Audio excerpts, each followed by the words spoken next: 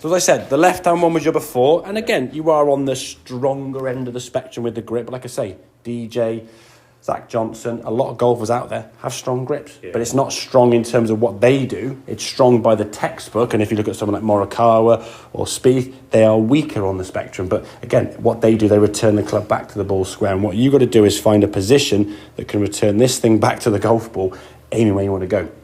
With the grip that you had, your club would aiming out to the right there. So what you would then do to try and fix is you get to the top of your backswing. Now you start trying to lunge this way and sort of moving left, try and spinning left and wherever you possibly can to try and hit the golf ball left. And you can see how low your hand, the club's up here somewhere out of the screen. You just basically go, please go left, trying to swipe it as far left as you can.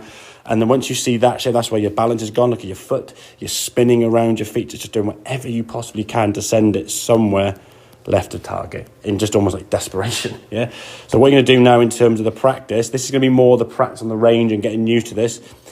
Tip the club in front of you there and turn it to 11 o'clock. Okay, so the club's now tilted that way. Obviously neutral long term would be there. If you slice 2 or 3 in a row, turn it more. If you slice another one, just don't care where you go, just get to a point where you do not go right. Yeah. So you just at least get away from this sort of habit of trying to stop it go right during the swing, because if you try and do it during the swing, you're going to encourage bad habits of sort of leaning back, flicking over the top, all that stuff. We want that club to be stronger, so we encourage more of a better path in the golf ball, staying behind the ball, using your hand in the correct manner, okay? So when you actually put the golf club down with that stronger grip and you reset yourself, there's a bit of tilt there behind the golf ball. You said, you look at these grips here now. If I said to you there now and hadn't given you any indication of which grip is which, you wouldn't look at them and go, oh, God, they're so different, are they? Mm. Yeah? I could probably show that to anyone else. Say, right, which are the different? You'd be like, well, not sure. Maybe the shaft's a bit more... Take your time to think. Exactly. It wouldn't sort of stand at like a sore thing and go, okay, that's the different grip. So as much as it feels like horrendously different, in reality, when you look at that, and again, you look at some of the guys this week on tour, their left hand's in that exact same position. Yeah. That is, to you, your neutral. It doesn't have to be textbook with 2 knuckles. If it's 3 or 4, so be it. Say DJ, a lot of guys out there have a 3 or 4 knuckle grip. It's what you do naturally to return that club back to the ball square. And all that golf ball knows is what that club face does. I don't know what you're doing up here, what you're doing there, what club face does. So you've got to learn to control that from a position. Like I say, over time, once you've done this, you will then get used to the feeling of setting up in the golf club with that club square and you setting up sort of on the right side of the club a little bit more. Okay? That's going to help you square the club face up. Then the feeling through practice now is going to be you're going to make a normal swing and your hands will finish eventually higher than the club head, okay? So there the club head now is at least a little bit more kind of here rather than where it was kind of, I mean, you see that sort of pulling around there, your hands just desperately trying to, I mean, look at the footwork.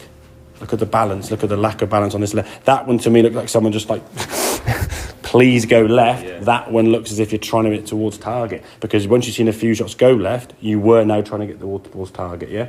Once you see a ball curving less left to right, or even curving right to left, you're now going to say, okay, I'm going to start bashing it down the fairway where I want to go.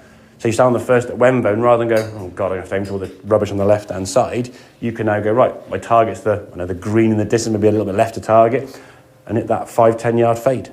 Happy days, yeah? Long term, we want to sort of see that hands eventually, I would say, up here. So the club head, when your arms go round here, the club will be round there. That'll take a bit more practice getting used to that, okay? But I would say if you know this next sort of 3 or 4 days watching the golf, practicing the ad breaks, turn the club face, put it down.